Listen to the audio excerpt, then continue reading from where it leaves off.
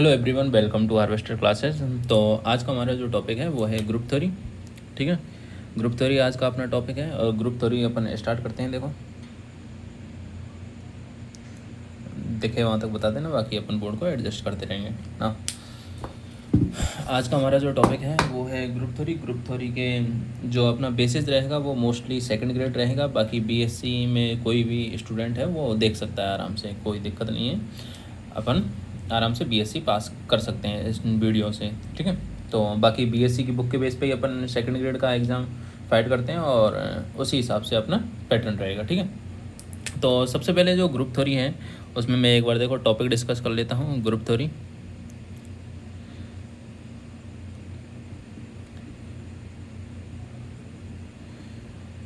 Group theory में अपने एक तो 5 तरीके से डिवाइड करेंगे। पहले फर्स्ट और सेकंड लेक्चर रहेगा वो अपने बेसिक्स रहेगा।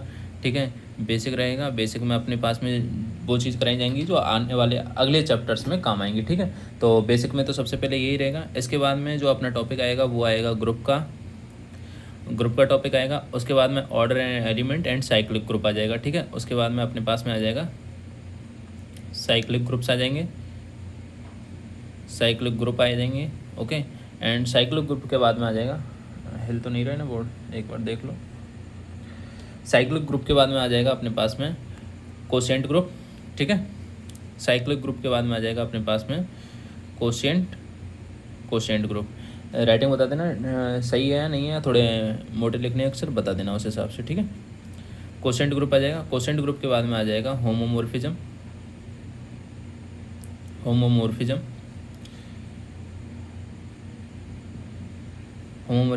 एंड इसके बाद में आ जाएगा आइसोमॉर्फिज्म।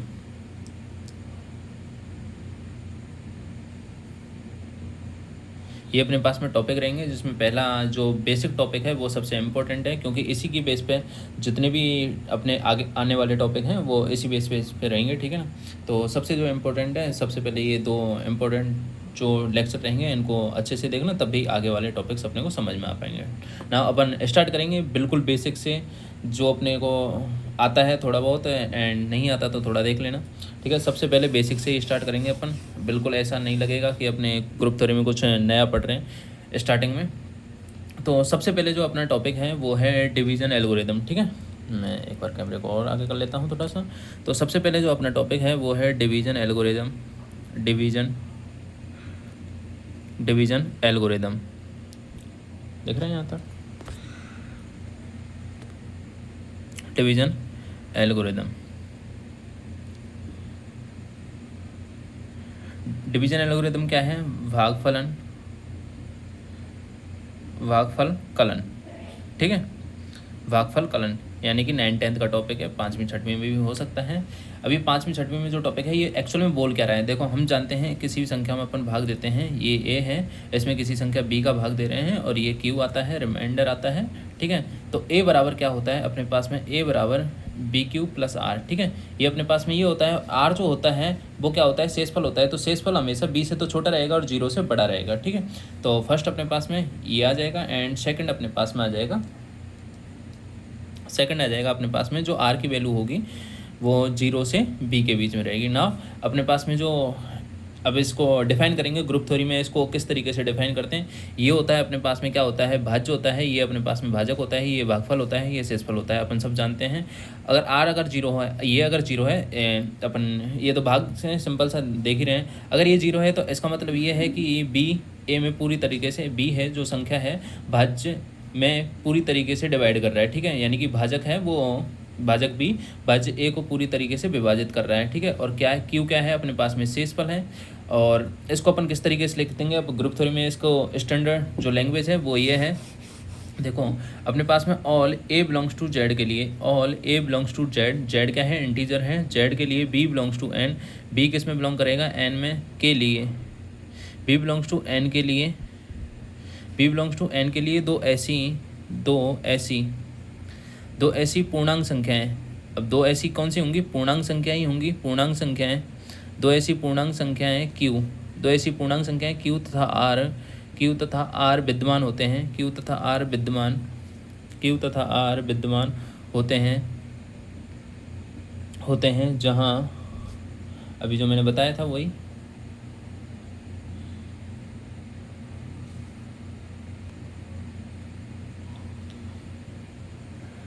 विद्यमान होते हैं जहाँ क्या है अपने पास में, फर्स्ट तो क्या आ जाएगा, ए बराबर B Q plus R, B Q plus R आ जाएगा। एंड सेकंड जो मैंने लिखा था वो यही था, आर की जो वैल्यू होगी वो 0 से बी के बीच में रहेगी, ठीक है। और ये क्या था अपने पास में, ए है और ये बी है और ये क्यू है और ये अपने पास में आर रिमाइंडर शेषफल, ठीक है। तो इसको अपन किस तरीके से लिख देंगे, देखो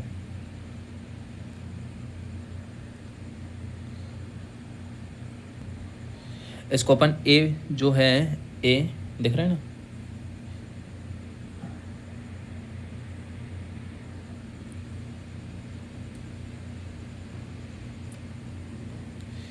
ए जो है,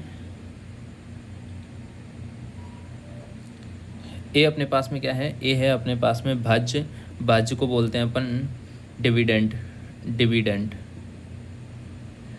ए जो भाज्य है उसको डिविडेंड बोलते हैं। बी बराबर क्या है, भाजक है, भाजक को अपन बोलते हैं डिवाइजर, डिवाइजर बोलते हैं। क्यू बराबर अपने पास में क्या है, भागफल है, भागफल को अपन बोल देंगे कोशेंट, ठीक है, कोशेंट बोल देंगे। एंड आर अपने पास में है शेषफल, इसको अपन रिमाइंडर बोल देंगे, रिमाइंडर। नाउ अपने पास में ये हो गया, ठीक है। अब अपन देखते हैं नेक्स्ट, रिमाइंडर हो गया। अब जो आर, अब अभी जो मैंने समझाया था, आर अगर जीरो हो, आर अगर जीरो हो तो बी जो भाजक है, बी भाजक, भाजक है बी, ए को पूर्णतः, ए क्या था अपने पास में, भाज्य था, ए को पूर्णतः विभाजित करेगा। नाउ ए को पूर्णतः विभाजित करेगा।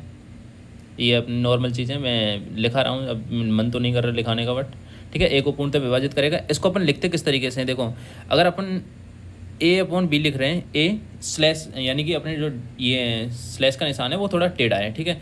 ये तो होता है अपने पास में जैसे 15/3 है तो इसका आंसर आ जाएगा 5। ये तो एक संख्या हो गई, लेकिन इसको ए बी को पूर्णतः विभाजित करेगा, इसका मतलब है बी जो भाजक है वो, सॉरी भाजक बी है वो ए को पूर्णतः, ए बराबर क्या है, भाज्य को पूर्णतः विभाजित करेगा। तो इसको अपन इस तरीके से लिखते हैं, यानी कि बी है वो ए को पूर्णतः विभाजित करेगा। इसको अपन पूरी स्लैश लाइन से लिखते हैं, एक खड़े डंडे से।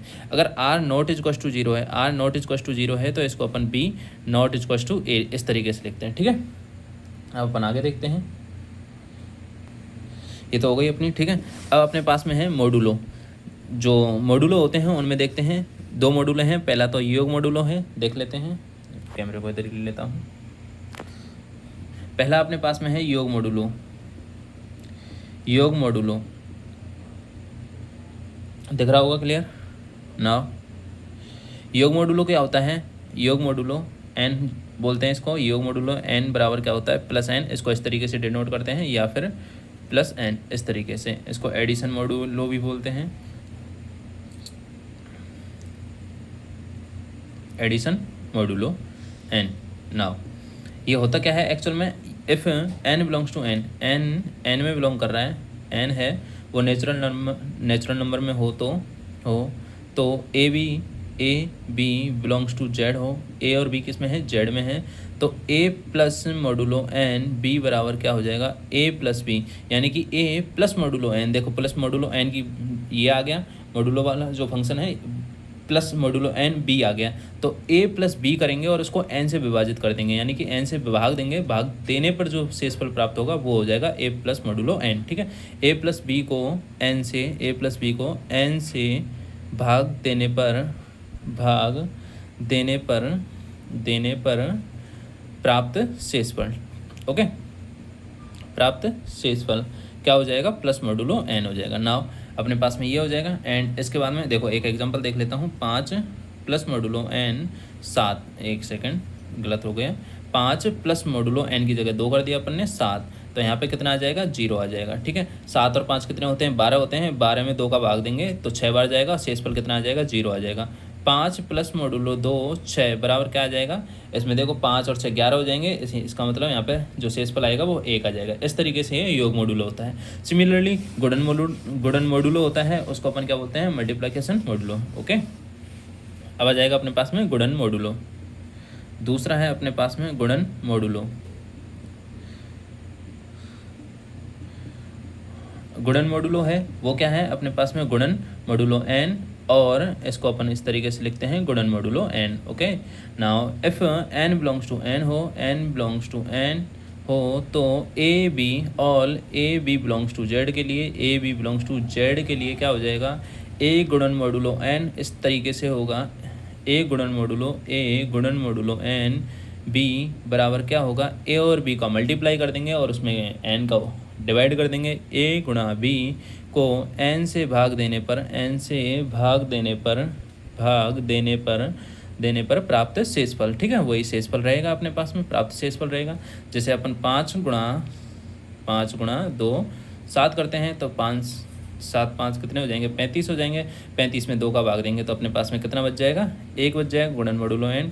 इसी तरीके से अपन क्या कर सकते हैं, 12 गुणा मॉडुलो 7 बराबर क्या आ जाएगा अपने पास में 12, और यहाँ पे गुणन मॉडुलो n 7 के साथ में क्या कर देते हैं अपन 5 कर देते हैं, तो 12 पंजे 60 हो जाएगा। 60 में 7 का भाग देंगे तो कितना आ जाएगा, 9 7 63, और ये तो 3 ज़्यादा हो जाएंगे तो इसका मतलब 56 आ जाएगा। तो 56 में शेषफल कितना बच जाएगा, 56 में 4 शेषफल बच जाएगा। इस तरीके से गुणन मॉडुलो आ जाएगा। इसको इस तरीके से भी कर सकते हैं, 12 में 7 का गुणन मॉडुलो 7 का भाग देंगे तो 12 में 7 का भाग देंगे तो कितना आ जाएगा, 5 आ जाएगा। 5 में इसका 5 मल्टीप्लाई करेंगे, 5 × 5 25 आ जाएगा। 25 में 7 का भाग देंगे तो कितना आ जाएगा, इसमें आ जाएगा, यह आ जाएगा अपने पास में 21। तो 21 में 7 21 होते हैं, 21 में 4 जोड़ेंगे तो 25 हो जाएगा, तो वही शेषफल कितना आ जाएगा, 4 आ जाएगा। तो गुणन मॉडुलो n दोनों तरीके से कर सकते हैं। ओके, ठीक है। अब अपने पास में जो इनकी प्रॉपर्टी है ये गुणन मॉडुलो हो गए। एक बार बता देता हूँ एक्चुअल में a मोड n का क्या मतलब होता है, a मोड n का क्या मतलब होता है, a मोड n का मतलब होता है, sorry, a mod n equal to होता है a को n से भाग देने पर प्राप्त शेषफल, a को n से भाग देने पर जो शेषफल प्राप्त होगा, रिमाइंडर शेषफल, वही अपने पास में a मोड n होता है। ओके, a मोड n होता है ना। इसके जो प्रॉपर्टीज़ हैं वो देख लेते हैं एक बार। इनकी जो प्रॉपर्टी हैं वो क्या है, a plus modulo n b बराबर क्या होगा, b plus modulo n a होगा। ठीक है, a प्लस बी करके n का भाग देंगे तो भी वही आएगा जो b प्लस a को n से भाग देने पाएगा। a गुणन मॉडुलो n b करेंगे तो सिमिलरली वही आएगा, b गुणन modulo n a। Okay, a plus modulo n plus b plus modulo n c ये आ जाएगा। ओके, और ये किसके बराबर होगा, a plus n b modulo में साथ में है प्लस मॉडुलो n c आ जाएगा। ओके, नाउ a गुणन मॉडुलो n b गुणन मॉडुलो n c बराबर किसके होगा, a गुणन मॉडुलो n b गुणन मॉडुलो n c। ओके, इसके बराबर होगा। इसके साथ साथ में और देख लेते हैं अपन। Okay, a plus B mod n का मतलब क्या हो जाएगा, a mod n plus modulo n b mod n। इसमें ध्यान रखना यहाँ पे भी प्लस मॉडुलो n आएगा, आप करके देख लेना। भले ही आप किसी को भी करके देखोगे ऐसा मत सोचना कि यहाँ पे प्लस है तो यहाँ पे सिर्फ प्लस आएगा, प्लस मॉडुलो n के साथ में आएगा। ध्यान रखना, जो अपने पास में ऑपरेशन है वही ऑपरेशन यहाँ पे आएगा, प्लस मॉडुलो n। अगर गुणा है तो यहाँ पे गुणन मॉडुलो n आ जाएगा। ए बी मॉडुलो n बराबर, तो a मोड n गुणन modulo n b mod n आ जाएगा। b मोड नहीं दिख रहा है इधर, चलो लो इधर कर देते हैं, b मोड n आ जाएगा। ओके, ना अपने पास में एक और संक्रिया बची हुई है, प्रॉपर्टी है, वो है a plus modulo n b, ये या फिर a गुणन मॉडुलो n b। अब देखो अपन इसमें जो शेषफल होता है वही होता है, गुणन मॉडुलो और प्लस मॉडुलो का मतलब वही होता है। तो ये बिलोंग कहाँ से कहाँ तक करेगा। अब जो शेषफल है अपन जानते हैं कि अगर हम 5 का भाग किसी संख्या में दे रहे हैं, ठीक है, एक्स वाई जेड अपन किसी भी संख्या में दे रहे हैं, तो जो शेषफल आएगा वो 5 से तो छोटा आएगा और 0 से बड़ा आएगा। ठीक है, इसका मतलब n अगर 5 है तो n माइनस 1 तक आएगा। ओके, नाउ यहाँ पे जो ये बिलोंग करेगा वो 0 1 2 n माइनस 1 तक बिलोंग करेगा। इससे सारी छोटी संख्या आ जाएंगी। तो a गुणन मॉडुलो n और प्लस मॉडुलो n दोनों बिलोंग करेंगे 0 से n माइनस 1 तक। ठीक है, ये चीज़ समझ में आ गई होगी, प्लस n माइनस 1 तक। ओके, यहाँ तक दिख रहा है, बाकी मैं कैमरे को एडजस्ट करता रहूँगा। नाउ इसको अपन क्लियर कर देते हैं, आगे देखते हैं।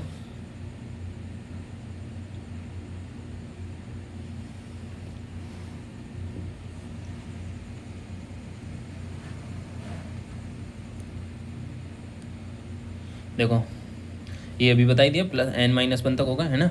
इस समुच्च को, जो ये समुच्च था अपने पास में a प्लस मॉडुलो n या गुणन मॉडुलो n b था, a plus modulo n b था, ये अपने पास में कहाँ से कहाँ तक बिलोंग करेगा, 0 1 2 अप टू सोन n-1 तक। इसको अपन किससे बोलते हैं, इसको ZN से डिनोट करते हैं। और ये बहुत ही इंपॉर्टेंट चीज़ है, जो अपने पूरा ग्रुप इसी पे डिपेंडेड है, ये अपने पास में कहीं ना कहीं काम आता रहेगा, ठीक है। से व्यक्त करते हैं, इसको इससे व्यक्त करते हैं, से व्यक्त करते हैं, ओके। एंड इसका जो एलिमेंटों की संख्या होगी इसमें वो n रहेगी, क्योंकि n-1 तक तो सारे आ जाएंगे, 0 1 2 n-1 तक, और 0 भी शामिल है तो n एलिमेंट आ जाएंगे इसमें। नाउ Zn बराबर अपने पास में, इसको Zn ही बोलेंगे, Zn को दोबारा लिख देता हूँ, 0 1 2 अप टू सोन n-1 तक होगा, ओके। नाउ संख्याओं का विभाजन, अब देखते हैं अपन संख्याओं का विभाजन क्या होता है, partition of A number, okay. विभाजन क्या होता है वो देख लेते हैं। किसी धनात्मक पूर्णांक संख्या n को, कोई भी संख्या है अपने पास में, जैसे 25 है, इसको अपन अभाज्य संख्याओं के अद्वितीय रूप में लिख सकते हैं, यूनिक फॉर्म में, ओके। जैसे 5 की पावर 2 आ गया, अभाज्य संख्या 5 एक अभाज्य संख्या है, जैसे 24 है, इसको भी अपन दो संख्याओं के गुणनखंड के रूप में लिख सकते हैं। तो अपने पास में संख्याओं का जो विभाजन है वो किस तरीके से होता है देख लेते हैं। संख्याओं का विभाजन, पार्टीशन ऑफ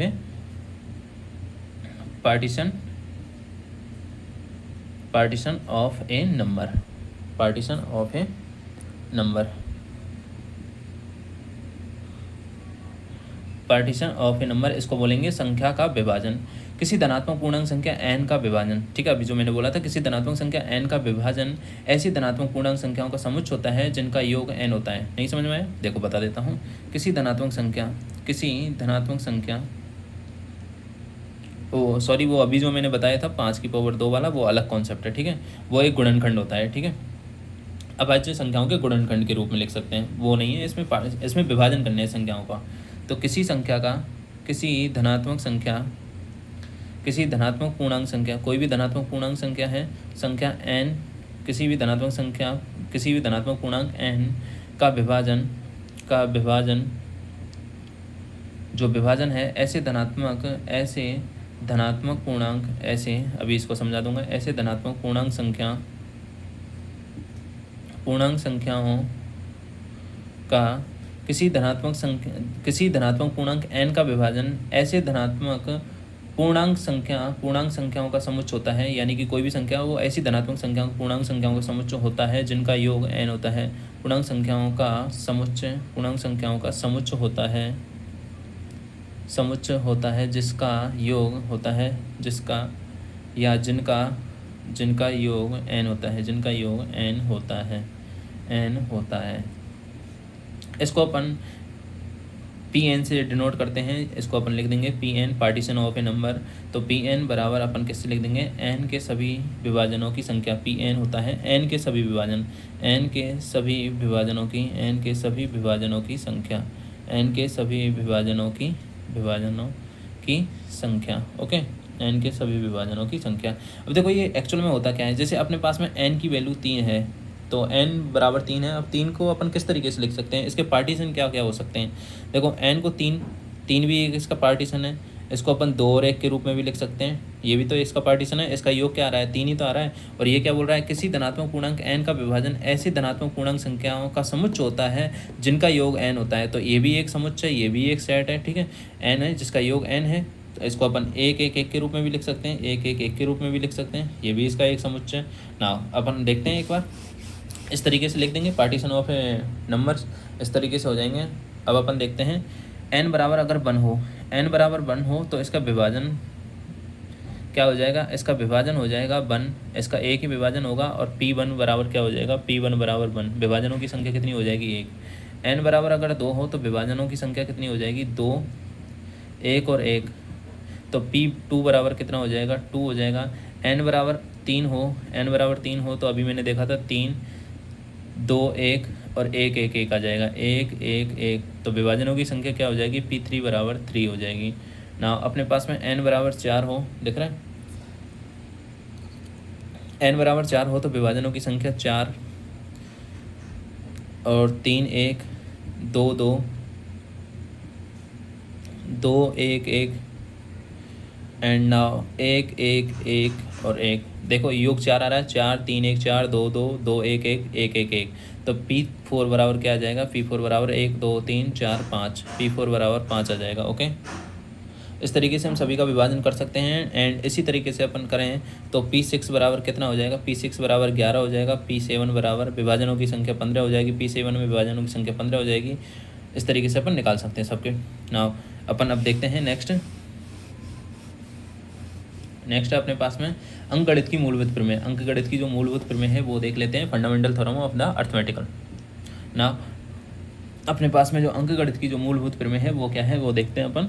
दिख रहे हैं,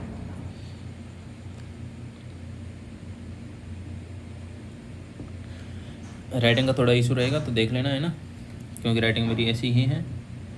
अंकगणित का आधारभूत प्रमेय, अंकगणित का आधारभूत बोल दो या मूलभूत बोल दो, मूलभूत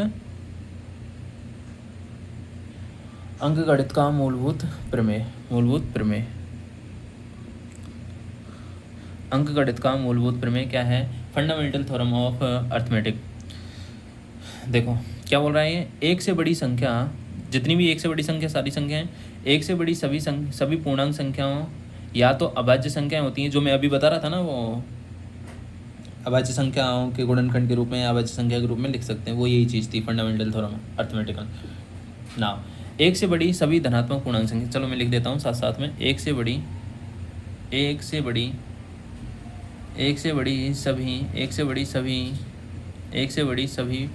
पूर्णांक संख्याएं,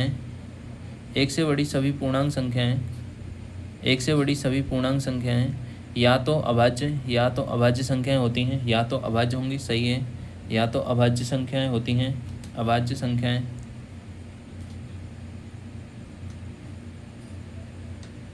कैमरा हिल रहा है थोड़ा सा, चलो देखो अभी सेट कर दिया है, फिर भी हिले कैमरा तो बता देना थोड़ा सा। क्या बोल रहा था, एक से बड़ी सभी पूर्णांक संख्याएं या तो अभाज्य संख्याएं होती हैं, या तो अभाज्य संख्या होती हैं, या उन्हें अभाज्य संख्याओं के गुणनखंड के रूप में व्यक्त किया जा सकता है यूनिक फॉर्म में, ठीक है, या उन्हें अभाज्य संख्याओं के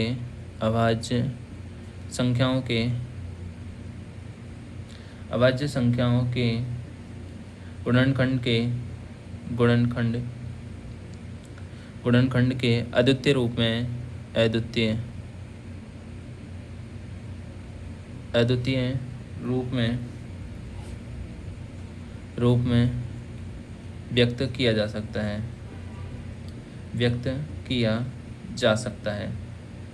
किया जा सकता है। तो ये क्या बोलना चाह रहा है, कोई भी संख्या है वो या तो अभाज्य होगी या फिर उसको अभाज्य गुणनखंड के रूप में व्यक्त किया जा सकता है। जैसे मैं बता रहा था 25 को अपन 5 का स्क्वायर कर सकते हैं, इसी तरीके से अपन 2025 को क्या कर सकते हैं, 3 की पावर 4 गुणा 5 की पावर 2 कर सकते हैं। देख लो एक बार, 3 की पावर 4 5 के, 2025 को अपन यही लिख सकते हैं 5, ये आ जाएगा 405, और यहाँ पे 5 का भाग देंगे तो 5 8 और 1 आ जाएगा, ठीक है, और इसको 81 को 3 की पावर 4 कर देंगे तो 3 की पावर 4 5 की पावर 2 आ जाएगा। ओके, तो इसको अभाज्य गुणनखंड के रूप में लिख दिया अपन ने।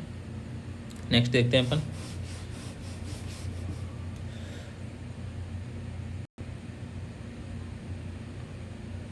देखो यदि n बिलोंग्स टू, दूसरा ले लेता हूँ का, यदि n बिलोंग्स टू n हो तथा n ग्रेटर देन 1 हो तो n बिलोंग्स टू n तथा n की वैल्यू 1 से बड़ी हो तो n को अपन क्या लिख सकते हैं, P1 alpha 1, P2 alpha 2, P3 alpha 3 up to so on Pk alpha k। यानी कि अभी जैसे मैंने लिखा था 2025 था, उसको अपन क्या लिख देंगे 3 की पावर 4 गुणा 5 की पावर 2। तो यहाँ पे P1 क्या है, P1 है अपने पास में 3, P1 बराबर 3 है, P2 बराबर क्या है, P2 बराबर है अपने पास में 5, अल्फा 1 बराबर क्या है 4 है, अल्फा 2 बराबर क्या है अपने पास में, अल्फा 2 बराबर 2 है। ओके, इस तरीके से लिख सकते हैं। n बराबर ये लिख देंगे, जहाँ P1 P2 P3 क्या है अपने पास में ये P1 अब यहाँ पे लिख देना है, यहाँ पे लिख देना जहाँ P1 P2 P के भिन्न अभाज्य संख्याएं, यानी कि भिन्न भिन्न अभाज्य संख्याएं। देखो ये 3 है, यहाँ पे 5 है, यहाँ पे 7 हो सकता है, आगे अपने पास में 11 हो सकता है। इस तरीके से भिन्न भिन्न अभाज्य संख्या होंगी, सेम नहीं होंगी, भिन्न भिन्न अभाज्य संख्याएं। भिन्न अभाज्य संख्याएं हैं, भिन्न अभाज्य संख्याएं तथा अल्फा 1 अल्फा 2 अल्फा के क्या है, अल्फा 1 अल्फा 2 अल्फा के बिलोंग्स टू किस में जाएगा, अल्फा के बिलोंग्स टू n होगा। यानी कि देखो 3 की पावर 4 है, 5 की पावर 2, अब यहाँ पे हो सकता है 7 की पावर भी 2 हो, यहाँ पे हो सकता है 11 की पावर 4 हो, इस तरीके से हो सकता है ना। तो ये ध्यान रखना, ये बिलोंग्स टू n में जाएगा। Okay, alpha 1 alpha 2 belongs to n जाएगा, and P1 P2 P3 F2 so on alpha P k, ये अपने पास में भिन्न अभाज्य संख्या है। नाउ ये अपने पास में यहाँ फंडामेंटल थ्योरम हो गई। अब इम्पोर्टेंट जो फंक्शन है अपने पास में, 2 फंक्शन है, टॉ फंक्शन और एक सिग्मा फंक्शन, इन दोनों को ध्यान रखना है, इंपॉर्टेंट है दोनों के दोनों, इनसे अपने पास में क्वेश्चन बनते रहते हैं। जो सबसे पहला फंक्शन है वो है अपने पास में टॉ फंक्शन। टॉ फंक्शन को पढ़ेंगे पहले। टॉ फंक्शन क्या बोल रहा है, टॉ n से n में डिफाइन है, n से n में डिफाइन है। ओके, n से n में डिफाइन है, जहाँ टॉ n बराबर क्या है अपने पास में, n के सभी भाजकों की संख्या, n के सभी भाजक, n के क्या है सभी भाजक, n के सभी भाजकों की संख्या, सभी भाजकों की संख्या है, n के सभी भाजकों की संख्या। जैसे टॉ 1, अब 1 में किस किस संख्या का भाग जाता है, 1 में ओनली फॉर 1 का भाग जाएगा। टॉ 2 में किसका भाग जाएगा अपने पास में, 2 संख्याओं का भाग जाएगा, भाजकों की संख्या, n के सभी भाजकों की संख्या। अब 2 में 1 का भी भाग जाएगा और 2 का भी भाग जाएगा, तो 2 आ जाएगा। टॉ 3 में कितनों का भाग जाएगा, 1 और 3 के अलावा किसी संख्या का भाग नहीं जाएगा, 2 हो जाएगा। टॉ 4 का मतलब है अपने पास में 1 का भी भाग जाएगा, 2 का भी जाएगा और 4 का भी जाएगा। टॉ 4 का मतलब है अपने पास में 3, इस तरीके से आ जाएगा। ओके, अब यहाँ पे टॉ n, इस तरीके से अगर टॉ n हो तो उसको किस तरीके से निकालते हैं, तो टॉ n, सबसे पहले तो अपन n को डिफाइन करेंगे।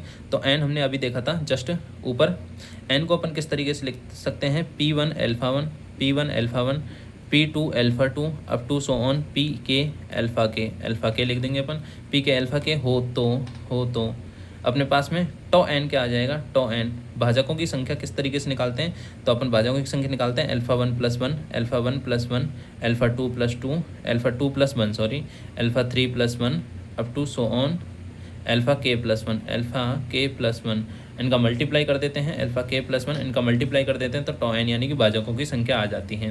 यानी कि n में n के सभी जितने भी भाजक हैं, n के सभी भाजकों की संख्या, n के सभी, कैमरा हिल रहा है ज़्यादा, n के सभी भाजकों की संख्या,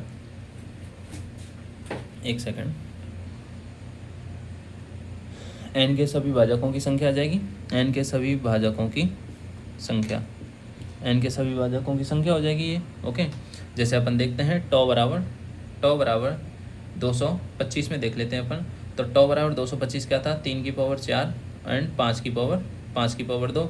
तो टॉ, इसका मतलब ये क्या आ जाएगा, 4 प्लस 1 यानी कि 5 आ जाएगा, 4 प्लस 1 5 और 2 प्लस 1 बराबर 3, यानी कि ये आ जाएगा 5 3 15, यानी कि टॉ 2025 में भाजकों की संख्या कितनी हो जाएगी, 15 हो जाएगी। इसी तरीके से अपन टॉ 2024 में देखते हैं अपन, टॉ 2024 में अब भाजकों की संख्या, तो टॉ 2024 यानी कि 2024 को सबसे पहले अपन किस तरीके से लिख सकते हैं, 2024 को अपन लिख सकते हैं, 2 भाग जाएगा, इसमें जाएगा अपने पास में 10 और 12, इसमें 2 का भाग जाएगा अगेन, तो 506 आ जाएगा, इसमें अगेन 2 का भाग जाएगा तो 25 3 आ जाएगा, इसमें 11 का भाग जाएगा, 11 दूना 22 और इसमें आ जाएगा अपने पास में 11 3 33।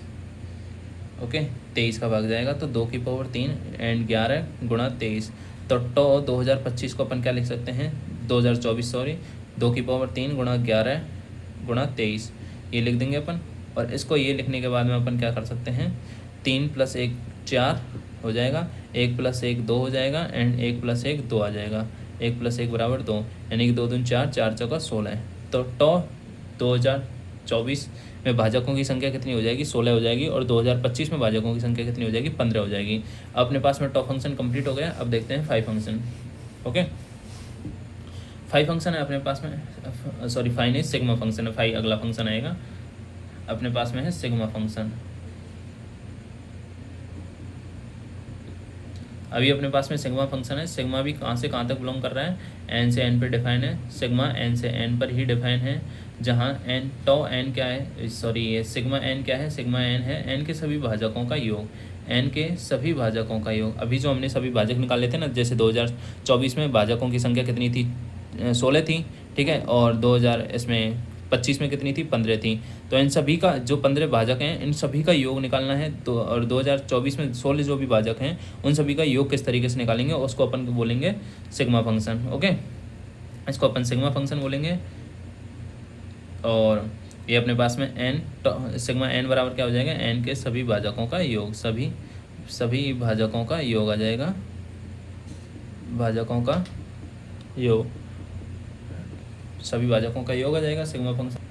अब सभी भाजकों का योग किस तरीके से आएगा, जैसे सिग्मा वन टॉ वन बराबर क्या था अपने पास में, टॉ वन बराबर 1 था, भाजकों की संख्या कितनी थी, 1 थी, तो इसमें भाजकों की संख्या 1 ही है।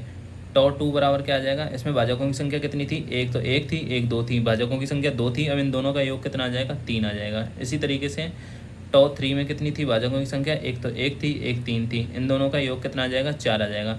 तो सिग्मा 1 सिग्मा 2 सिग्मा 4 सिग्मा 3 की वैल्यू 4 इस तरीके से आ जाएगा। एंड इसी तरीके से आगे अपन निकाल लेंगे। अब मान लो एन की वैल्यू अपने पास में बहुत बड़ी आ जाए, जिनको ऐसे पॉसिबल नहीं हो कि अपन उनका फैक्टर करें और फिर उसको सभी को जोड़ें एक साथ, तो ऐसा पॉसिबल नहीं हो, बड़ी संख्या आ जाए तब अपने को क्या करना है। वैसे तो ग्रुप थ्योरी में ऐसे क्वेश्चन आते नहीं है, बट फिर भी आ जाए तो बाई चांस अगर किसी के दिमाग में आ जाए नॉर्मली, तो अपने को क्या करना है। देखो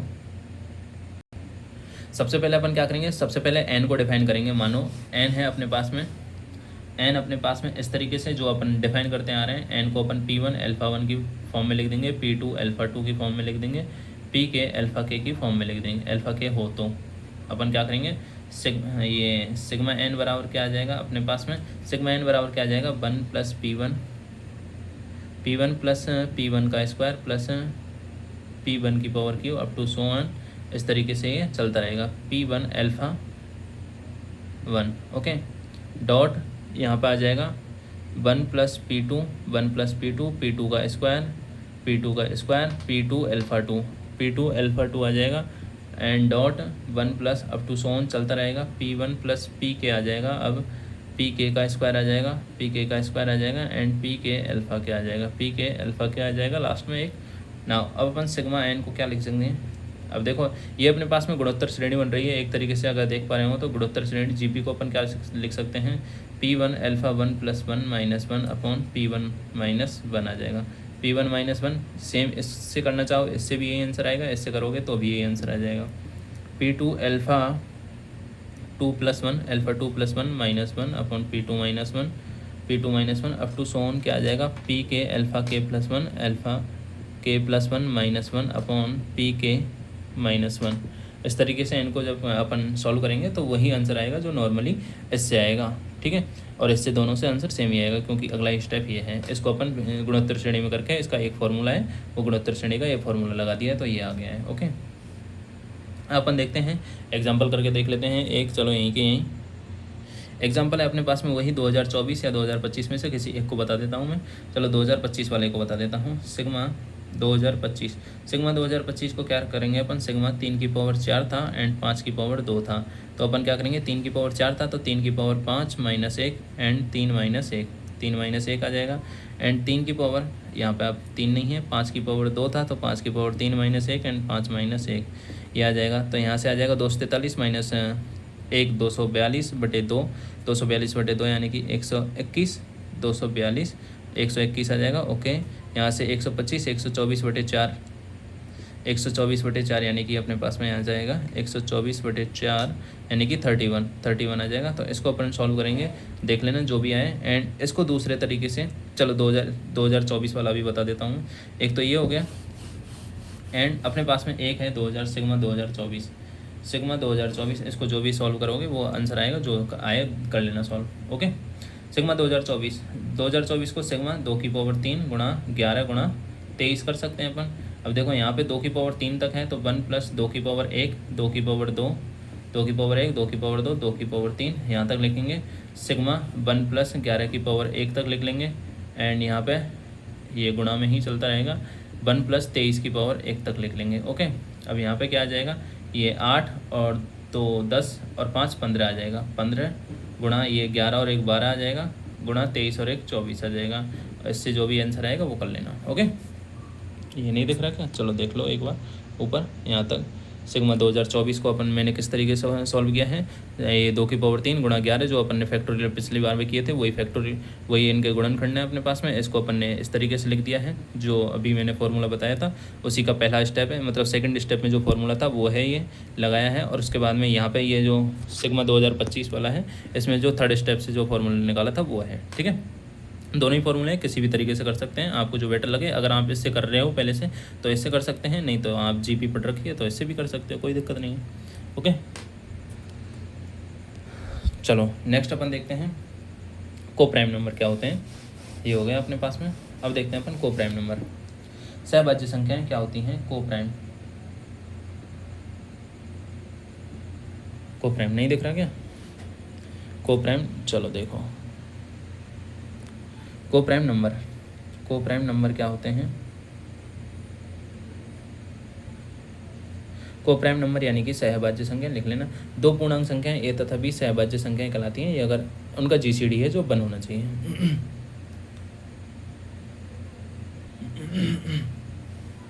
दो पूर्णांक संख्याएं ए और बी सहभाज्य कहलाएंगी अगर उनका जीसीडी है वो क्या होना चाहिए? 1 होना चाहिए। ए और बी इक्वल्स टू 1 हो तो ये अपने पास में सहभाज्य संख्या कहलाती है। दो भिन्न, अब देखो नॉर्मली मैं बता देता हूँ, दो क्रमागत संख्याएं सदैव सहभाज्य होती हैं। 2 और 3, 3 और 4, 3 और 4, 5 और 6, ये सभी दो क्रमागत संख्या, कोई भी दो क्रमागत संख्या ले लो जो तुम सोच सकते हो, दो क्रमागत संख्याएं सभी सहभाज्य होती हैं। ठीक है, सहभाज्य होती हैं।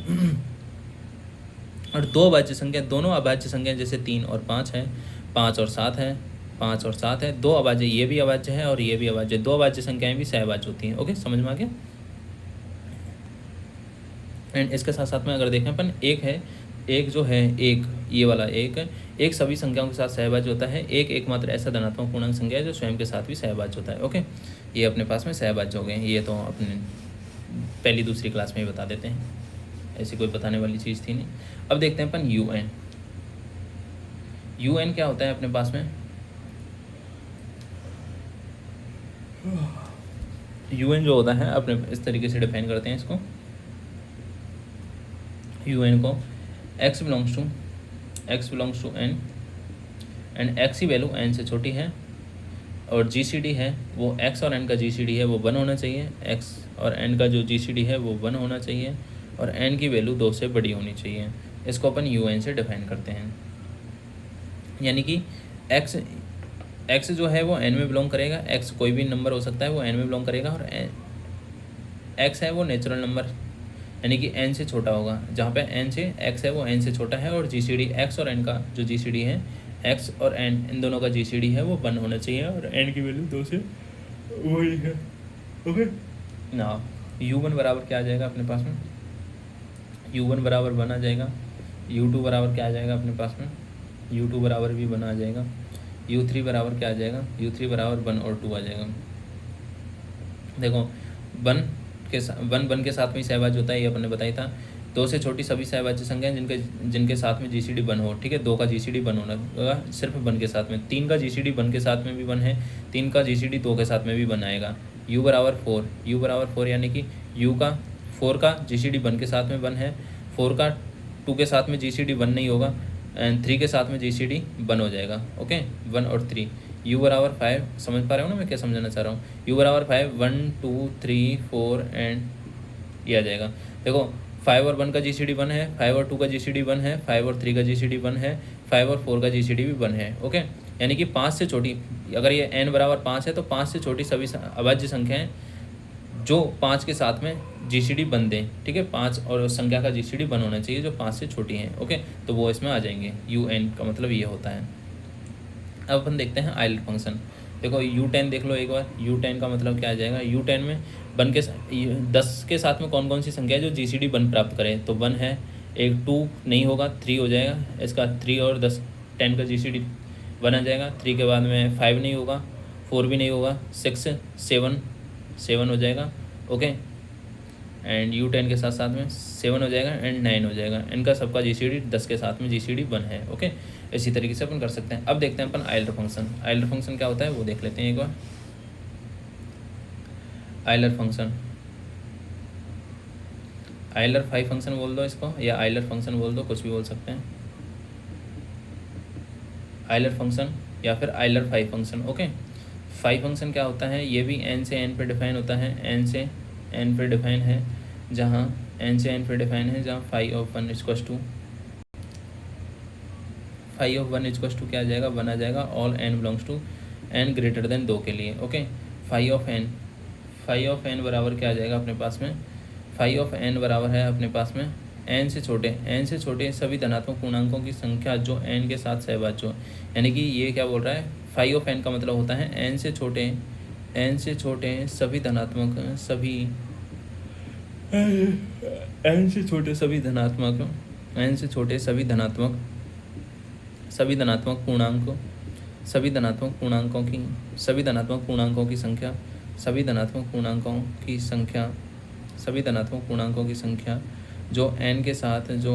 जो n के साथ सहभाज्य हों। ओके, यानी कि फाई ऑफ n बराबर क्या आ जाएगा, UN। यानी कि UN में जितने भी नंबर हैं उनको लिखना है अपने को, बाकी कुछ नहीं करना है। UN में जितने भी नंबर थे, और UN का क्या मतलब था, n से छोटे सभी अभाज्य संख्या जो GCD बनते हैं, यानी कि n के साथ में GCD बनते हैं। जैसे अपने पास में UN बराबर क्या था, U1 बराबर क्या था, 1 था। ठीक है, U2 बराबर क्या था अपने पास में, 1 था। U3 बराबर क्या था अपने पास में, 1 एंड 2 था। ओके, ये था U3 बराबर, ये था अपने पास में। U4 बराबर क्या था अपने पास में, दिख रहा नहीं दिख रहा, U4 था अपने पास में 1 3। ओके, इस तरीके से थे। अब देखो UN में कितने संख्या हैं, 1 है, तो फाई ऑफ n बराबर क्या आ जाएगा, 1 आ जाएगा। फाई ऑफ 2 बराबर क्या आ जाएगा, फाई ऑफ 2 बराबर U2। अब देखो इसको इस तरीके से भी लिख सकते हैं, U2 बराबर क्या है, इसमें एलिमेंटों की संख्या कितनी है, 1 है। फाई ऑफ 3 अपने पास में क्या आ जाएगा, फाई 3 में एलिमेंटों की संख्या कितनी है, UN में एलिमेंटों की संख्या है UN। U3 में एलिमेंटों की संख्या कितनी है, 2 है, 1 और 2, इस तरीके से आ जाएगा। फाई ऑफ 4 का मतलब आ जाएगा अपने पास में, U4 में एलिमेंटों की संख्या कितनी आ जाएगी अपने पास में, U4 में एलिमेंटों की संख्या कितनी है, 2 है, 1 और 3। ठीक है, 2 है अपने पास में, तो इस तरीके से ये आ जाएगा। ओके, इसी तरीके से U8 में अभी जैसे मैंने निकाल के बताया था, U10 था। U10 में अपने पास में एलिमेंटों की संख्या कितनी थी, U10 में अपने पास में एलिमेंटों की संख्या थी, U10 में अपने पास में एलिमेंटों की संख्या थी, एक तो 1 था, एक 3 था, एक 7 था और एक 9 था। तो ये अपने पास में 4 एलिमेंट है, 1 3 7 9। ओके, तो U10 फाई 10 का मतलब हो गया अपने पास में 4 एंड U10 का मतलब हो गया 1 3 7 9। ओके, इस तरीके से अपने पास में हो जाएगा, ये फाई फंक्शन हो जाएगा। अब अपन देखते हैं नेक्स्ट क्वेश्चन। फाई फंक्शन हो गया अपने पास में, अब देखते हैं नेक्स्ट जो भी है अपने पास में।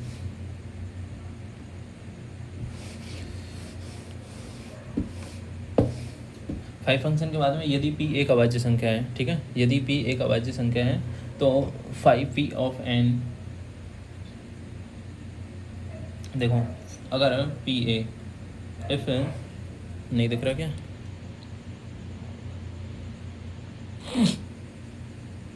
इफ P एक अभाज्य संख्या है, P एक अभाज्य संख्या है, P एक अभाज्य संख्या है, तो P एक अभाज्य संख्या है तो फाई क्या हो जाएगा, फाई ऑफ P की पावर n, यानी कि P की पावर n अभाज्य संख्याओं की जो, यानी कि UN में जितने भी नंबर हैं, UN में जितनी भी संख्या हैं उनका, जितनी भी संख्या है उनकी संख्या लिखनी है, जितनी संख्या हैं वो संख्या आ जाएंगी फाई ऑफ n में। ओके, तो फाई ऑफ n में यानी कि P की पावर n है, तो इसमें P का भाग जाएगा, तो ये आ जाएगा P की पावर n माइनस 1, यानी कि P की पावर n में से P की पावर n माइनस 1 निकल जाएंगी संख्याएं, जो बाकी की जो संख्या बचेंगी वो फाई ऑफ n आ जाएगा।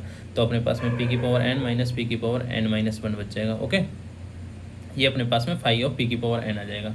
अब जैसे अपने पास में फाई ऑफ P निकालें तो P की पावर 1 माइनस P की पावर 0 कितना आ जाएगा, P की पावर 1 माइनस 1। ठीक है, फाई ऑफ P स्क्वायर बराबर क्या आ जाएगा, P स्क्वायर माइनस P आ जाएगा, P स्क्वायर माइनस P आ जाएगा।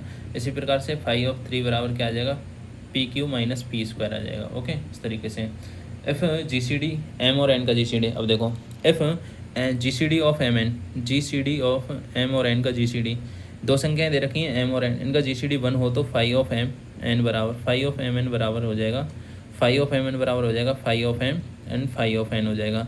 इन दोनों का GCD अगर 1 है m और n का, तो ये फाई ऑफ m n बराबर फाई ऑफ n आ जाएगा। ओके, n बराबर अपने पास में f है, n बराबर p की पावर 1 अल्फ़ा 1 p2 अल्फ़ा 2 आ जाए, p2 alpha 2 up to so on p की पावर k अल्फ़ा की पावर अल्फ़ा k हो तो फाई ऑफ n बराबर क्या आ जाएगा, फाई ऑफ n बराबर आ जाएगा phi p1 alpha 1 p2 alpha 2 p2 alpha 2 up to so on p k alpha k आ जाएगा।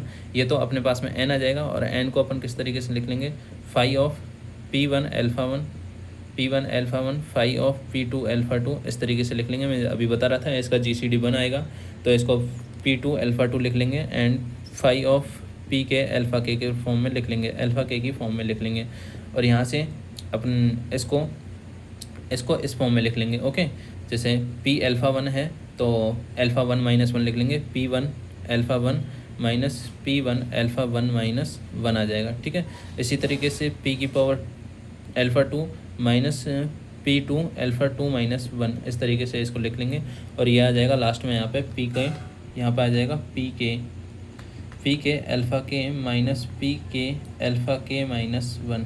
ओके, इस तरीके से आ जाएगा। और यहाँ से अगर अपन कॉमन निकालना चाहें, यहाँ से कॉमन निकालेंगे तो p1 अल्फ़ा 1 अपन कॉमन निकालेंगे, p1 अल्फ़ा 1 यहाँ से कॉमन आ जाएगा तो 1 माइनस 1 अपॉन p1 आ जाएगा।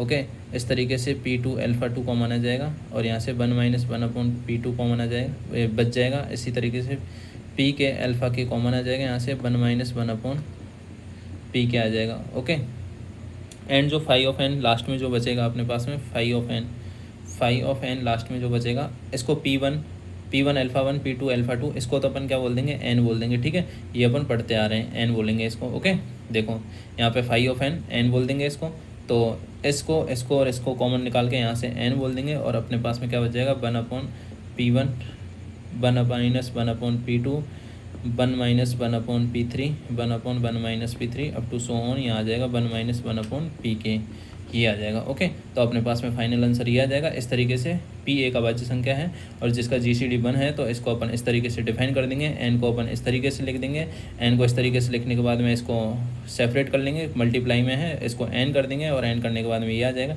इसको अपन यहाँ से भी कर सकते हैं या फिर यहाँ से भी कर सकते हैं, डायरेक्ट आंसर वही आएगा। ओके, अब देखो इसका एक एग्जांपल देख लेते हैं, वही 2025 वाला, ताकि इजी से समझ में आ जाएगा तुम्हारे को।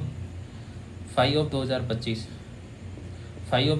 को अपन क्या कर देंगे, फाई ऑफ, नहीं दिख रहा क्या, फाई ऑफ 2025 को क्या कर देते हैं, फाई ऑफ 3 की पावर 4 डॉट 5 की पावर 2 कर देते हैं। ओके, तो 3 की पावर 4 माइनस 3 की पावर 3 आ जाएगा। ओके, एंड 5 की पावर 2 माइनस 5 आ जाएगा।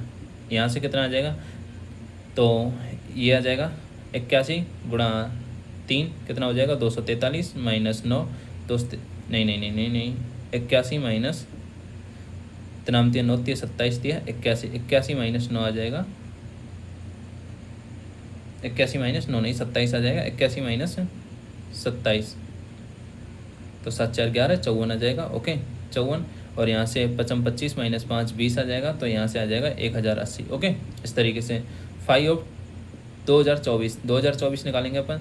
2 की पावर कितना था, 3 था, एंड 11 था शायद, एंड 23 ही था क्या, हाँ 23 था, देख लेना जो भी हो। तो यहाँ से अपन क्या कर देंगे, 2 की पावर 3 माइनस 2 की पावर 2 कर देंगे। यहाँ से इसमें से जो भी फैक्टर हैं ये तो पूरी तरीके से डिवाइडेड होगा, तो 2 की पावर 2 तो पूरी तरीके से डिवाइडेड होगा, तो इसको तो अपन निकाल देंगे। और 11 की पावर 1 माइनस 11 कर देंगे, 11 की पावर 1 माइनस 1 कर देंगे, एंड 23 की पावर 1 माइनस 1 कर देंगे अगेन। तो यहाँ पे कितना आ जाएगा, 8 में से 4 जाएंगे तो 4 आ जाएगा, एंड 10, एंड यहाँ पे आ जाएगा 22, इसमें से 88 0 आ जाएगा। ओके, नाउ नेक्स्ट देखते हैं अपन। इस तरीके से अपन 5 फंक्शन भी ज्ञात कर सकते हैं, और 5 फंक्शन के बाद में टॉप फंक्शन हो गया है, सिग्मा फंक्शन हो गया, फाई या आइलर फाई बोलते हैं जिसको। ओके, एंड अब अपन देखते हैं तुल्यता वर्ग। तुल्यता वर्ग क्या होता है, देखो तुल्यता वर्ग जानने के लिए सबसे पहले अपने को तुल्यता संबंध पता होना चाहिए। तुल्यता वर्ग में तुल्यता संबंध का मतलब यूज आता है। तुल्यता संबंध क्या होता है, ये अपन सेट रिलेशन फंक्शन में अच्छे से पढ़ेंगे, या फिर मैंने वीडियो बना रखी है ऑलरेडी, पढ़ रखे हैं, बाकी एक बार मैं बता देता हूँ। स्वतुल्य, सममित और संक्रामक जो प्रॉपर्टी होती हैं वो अपने पास में तुल्यता प्रॉपर्टी को सेटिस्फाई करती हैं। अगर कोई जो सेट है वो तुल्यता संबंध कहलाएगा या रिलेशन कहलाएगा। तुल्यता संबंध तभी होगा जब वह स्वतुल्य होगा। ओके, कोई संबंध तुल्यता संबंध होगा तो वो स्वतुल्य होगा, सम्मित भी होगा और संक्रामक भी होगा। ओके, संक्रामक होगा। इसका मतलब क्या है, अगर कोई संबंध खुद से संबंध रखता है, ए का संबंध ऑल ए के लिए ए बिलोंग्स टू, यानी कि कोई संबंध ऑल ए के लिए, हाँ ऑल ए के लिए ए बिलोंग्स टू ए के लिए खुद से संबंध, यानी कि किसी का संबंध खुद से है या नहीं है, ये उसका तुल्यता संबंध कहलाएगा। अगर ए का संबंध बी से है, ए का रिलेशन ए का संबंध ए से होना चाहिए, ये तो है स्वतुल्य के लिए। ए का संबंध बी से है तो बी का संबंध ए से भी होना चाहिए, ये है all A B belongs to R के लिए। ठीक है, A B belongs to R के लिए है। ए का संबंध बी से है तो बी का संबंध ए से भी होना चाहिए। संक्रामक क्या बोलता है, ए का संबंध बी से है और बी का संबंध सी से है तो ए का संबंध भी सी से होना चाहिए, ए का संबंध भी सी से होना चाहिए। ये संक्रामक हो जाता है। स्वतंत्र, सम्मित और संक्रामक ये इजी सी प्रॉपर्टी है, आराम से अपन सेट रिलेशन फंक्शन में पढ़ चुके हैं। नहीं है तो आप एक बार वीडियो देख सकते हो। ओके, अपने पास में है तुल्यता वर्ग यानी कि इक्विवेलेंस क्लास। इसमें क्या होता है, तुल्यता वर्ग में भी वही तुल्यता संबंध होना जरूरी है, तो उसको देखते हैं। तुल्यता वर्ग आज का लास्ट टॉपिक है अपने पास में। 1 घंटे की क्लास हो चुकी है लगभग, हाँ 10 मिनट रहे हैं। तुल्यता वर्ग में क्या होता है, इक्विवेलेंस क्लासेज।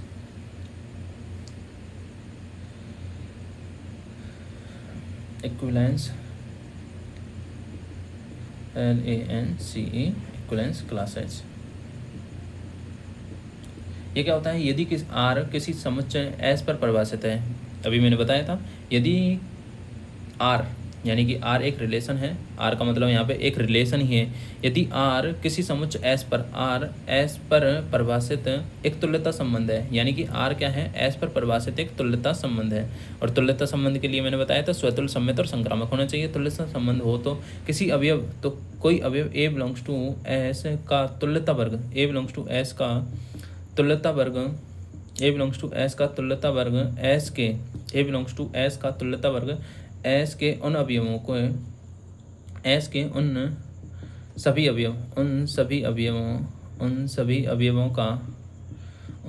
अवयवों का समुच्चय होता है, उन सभी अवयवों का समुच्चय होता है जो A से संबंधित हों। यानी कि ये क्या बोलना चाह रहा है, R S पर तुल्यता संबंध है, यानी R तो एक रिलेशन है। ओके,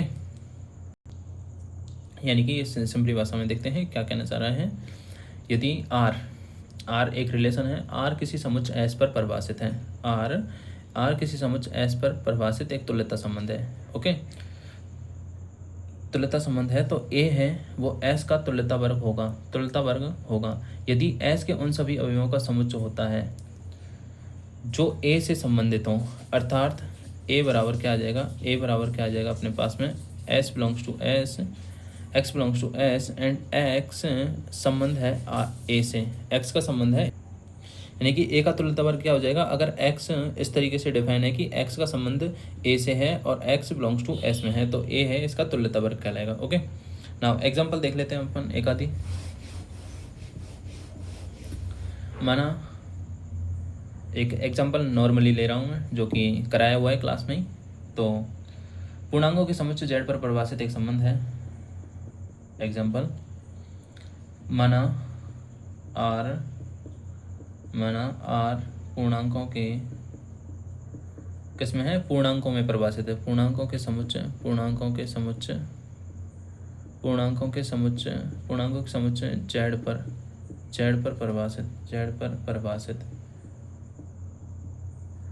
Z पर परिभाषित एक संबंध है।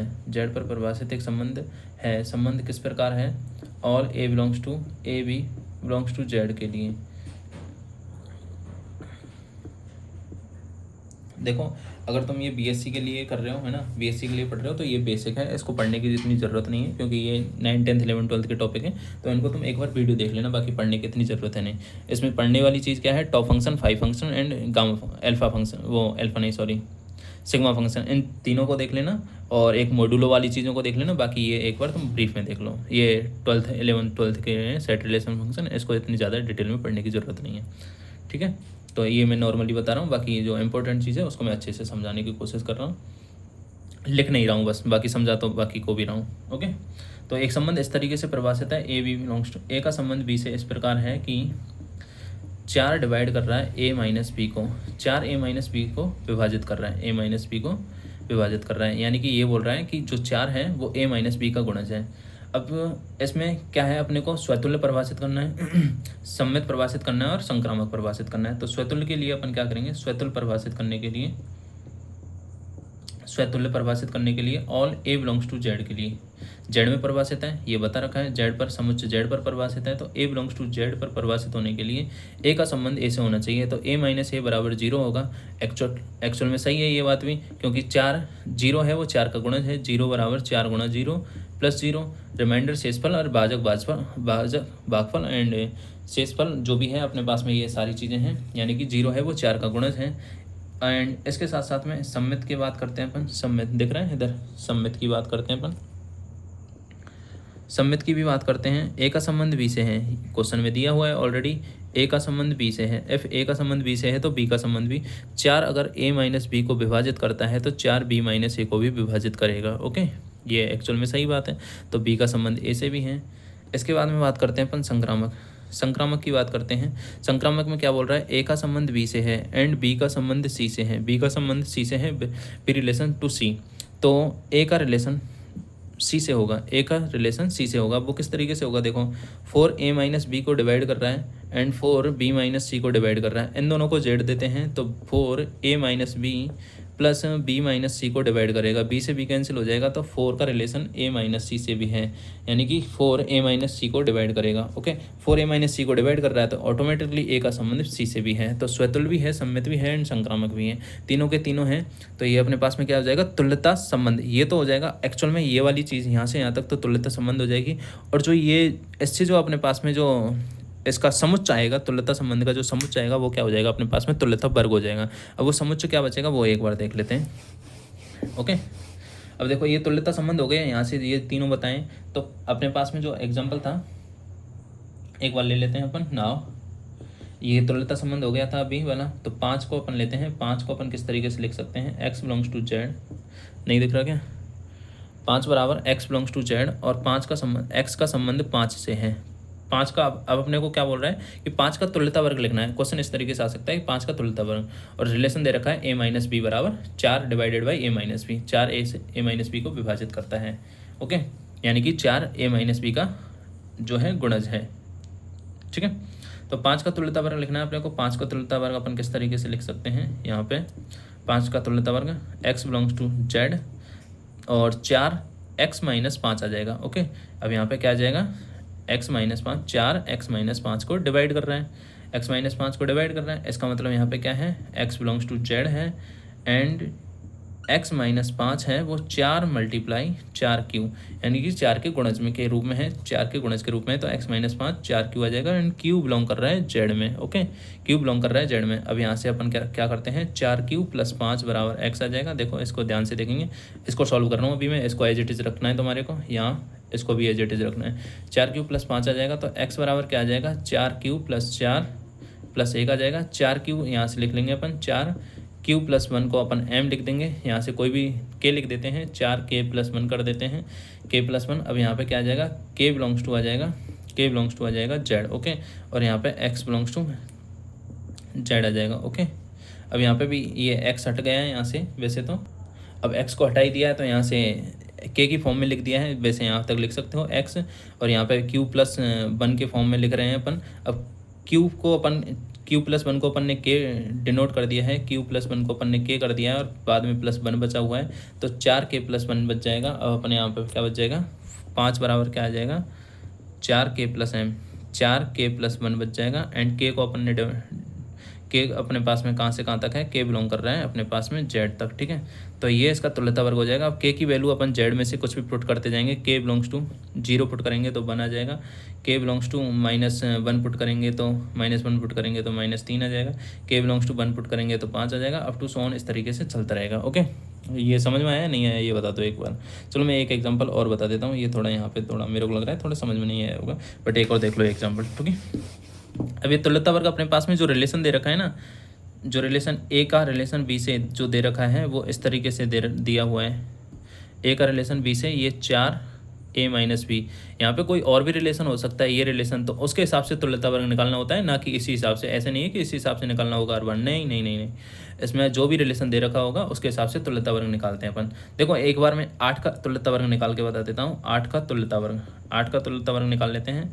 एक्स बिलोंग कर रहा है कहाँ से कहाँ तक, जेड में, और एक्स का संबंध 8 से है। किस तरीके से है, 8 का रिलेशन है एक्स से, और 8 का रिलेशन किस तरीके से दे रखा है, 8 का रिलेशन ये दे रखा है।